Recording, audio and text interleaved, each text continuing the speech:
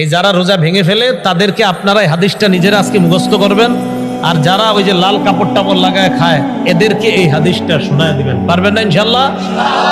বাংলাটা মুখস্থ রাখতে পারবেন তো? বাস শেষের অংশটা মুখস্থ রাখলেই চলবে, শুধু শেষের জায়গাটা মুখস্থ রাখলেই চলবে। আমি বলছি, মন দিয়ে শুনুন।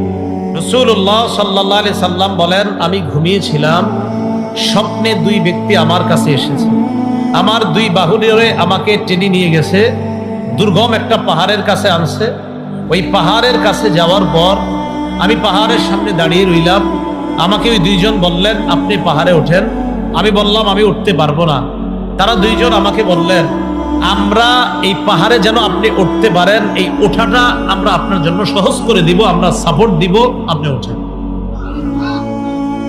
রাসূলুল্লাহ সাল্লাল্লাহু আলাইহি সাল্লাম বলেন, ফাসাইদতু, আমি পাহাড়ে উঠলাম। ফাইযা আনা বিকাউমিন মুআল্লাকিনা বিআরাকিবিহিম মুশাক্কাকাতিন আশদাকুহুম, যাইতে যাইতে হঠাৎ আমি একদল মানুষের সামনে গেলাম, তাদের দিকে তাকায় দেখলাম পাগুলা উপরের দিকে বেঁধে রাখা। আর কি দেখেন?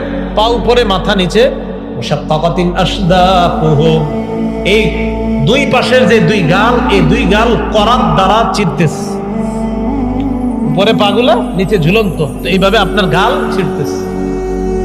তাসিলু আশদাকুহুম দামা, এই পুরা গাল, এই চোয়াল সহ রক্ত পড়তেছে। এই কল্পনা আনেন, দৃশ্যটা কল্পনা আনেন, পা উপরে মাথা নিচে দুই পাশের গাল থেকে রক্ত পড়তেছে, ব্যাপারটা কত ভয়ঙ্কর।